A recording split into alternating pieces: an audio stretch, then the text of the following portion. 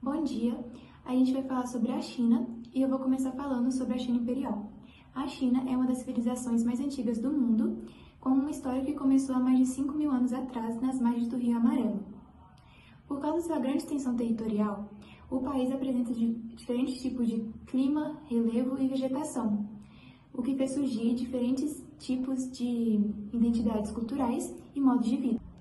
A civilização chinesa teve início há 5.000 anos antes de Cristo. As suas primeiras organizações políticas foram a dinastia, que era famílias que obtinham poder político das regiões.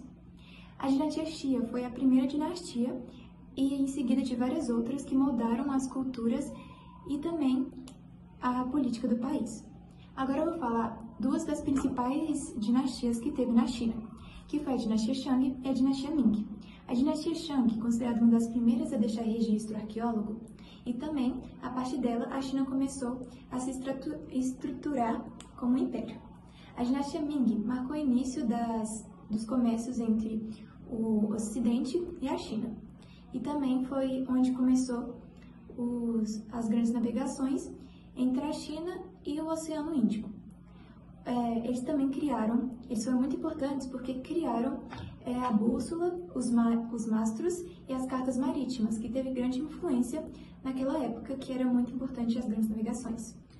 No século XVIII, começou uma instabilidade econômica e política devido a guerras, rebeliões e influências estrangeiras.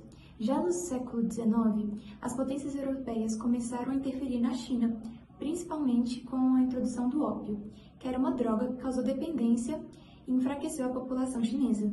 Isso resultou nas guerras de ópio. Teve a Primeira Guerra de Ópio e a Segunda Guerra de Ópio. A primeira foi em 1839 e terminou em 1842, e a segunda começou em 1856 e terminou em 1860, que fizeram com que a China perdesse Hong Kong para o Reino Unido. Agora eu vou falar sobre o século XX e algumas mudanças políticas que ocorreram nele. O enfraquecimento do Império Chinês levou com que a queda da monarquia e a instalação da República da China em 1912. Surgiram dois grandes partidos, o Kuomintang, KMT, liderado por Chiang Kai-shek, e o outro, que era um partido comunista chinês, PCC, liderado por Mao Zedong. Após alguns conflitos, houve uma guerra civil e nele o PCC, que era o lado comunista, venceu e fundou em 1949 a República Popular na China, com base no socialismo. Essa foi a China Imperial, mostrando como ela foi desde o surgimento até o século XX.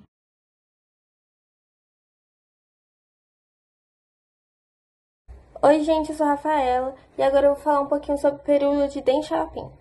Bom, em 1976 a China está passando por grandes mudanças, principalmente sobre o controle dele.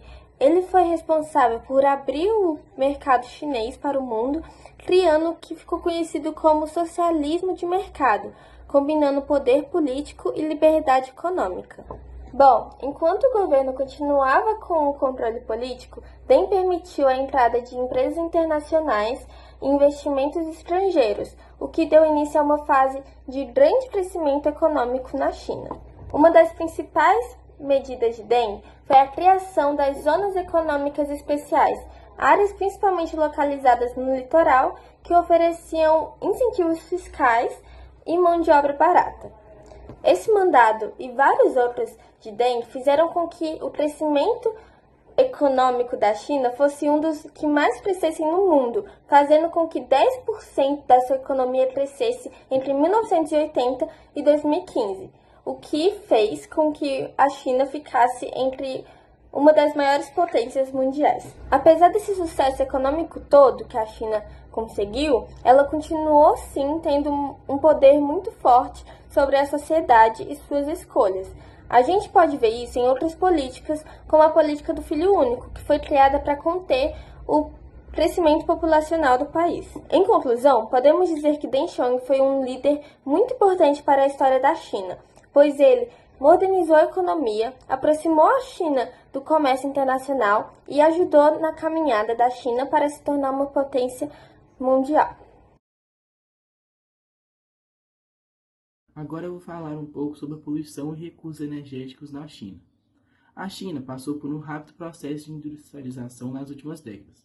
Esse crescimento acelerado trouxe sérios problemas ambientais, sendo algum deles a contaminação da água e do ar e também grande emissão de dióxido de carbono, sendo o maior emissor do mundo. A grande produção de dióxido de carbono também está ligado ao carvão, que é altamente poluente, mas lá na China é muito mais barato do que os outros combustíveis fósseis. Para melhorar, a China precisa investir em energias renováveis. A China, assim como a Índia, é um país emergente, o que faz do desenvolvimento ser maior do que a capacidade de lidar com ele.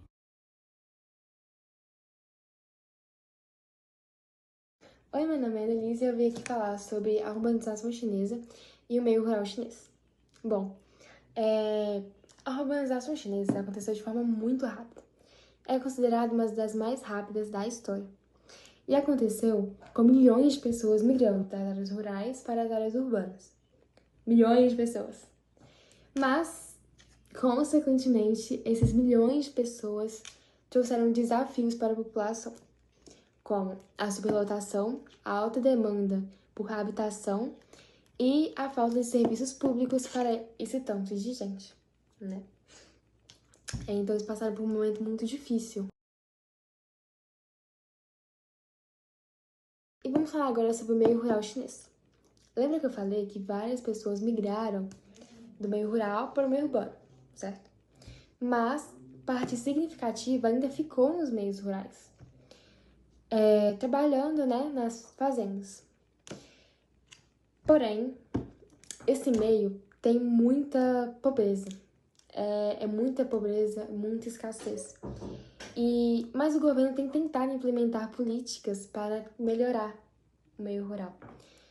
Mas até agora sem resultados, né? E esqueci de falar também da migração, né? De quem tá nas áreas rurais quer migrar para as áreas urbanas, mas às vezes não consegue, não tem condição, né? E é isso. Isso é basicamente um resumo sobre a urbanização chinesa, bem breve, né? Sobre a urbanização chinesa e o meio rural chinês. Espero que tenham gostado.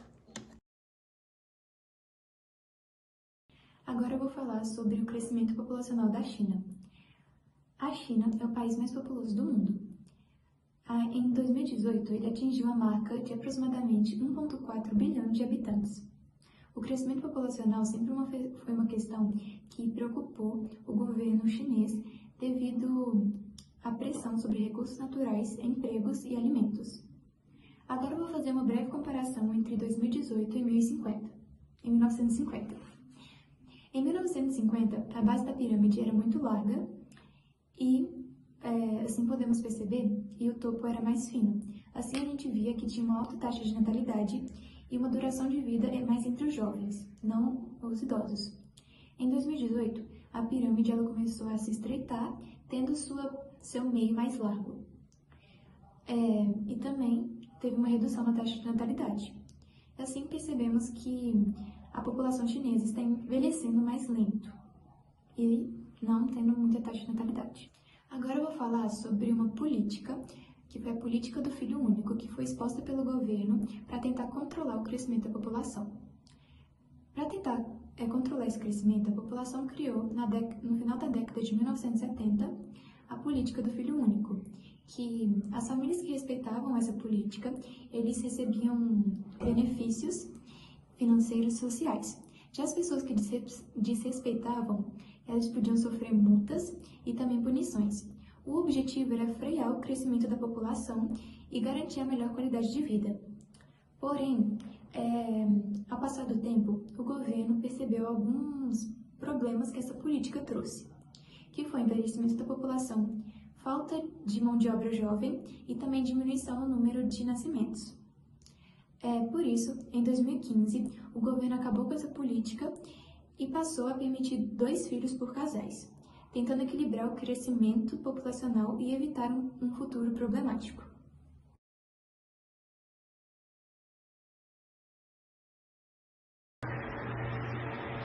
Meu nome é Guilherme e hoje eu vou falar sobre as questões geopolíticas de Hong Kong, Tibete e Macau.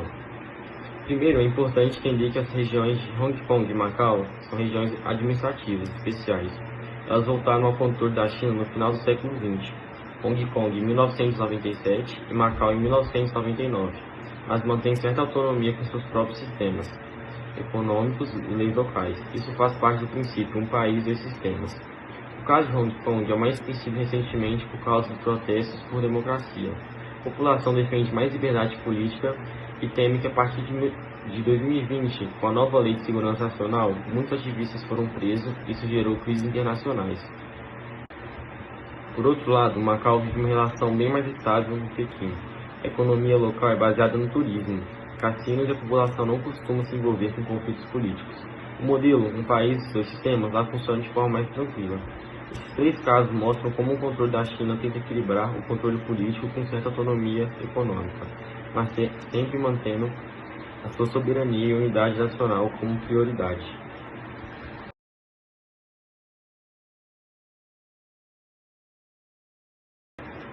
Já o Tibete é uma região autônoma, mas sob forte controle do governo chinês desde 1950.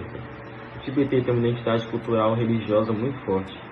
Também os tibetanos seguem o Dalai Lama como seu líder espiritual, porém o governo chinês acusa o Dalai Lama de querer separar o território e limitar a liberdade religiosa. A China afirma que levou desenvolvimento e infraestrutura à região, mas há denúncias de repressão cultural.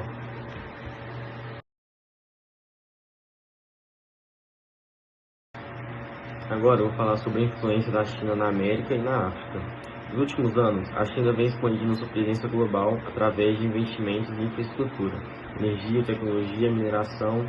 O objetivo principal é aumentar seu poder econômico e político, além de garantir acesso a recursos naturais. Na América Latina, países como Brasil, Argentina e Chile têm uma relação comercial muito forte com a China.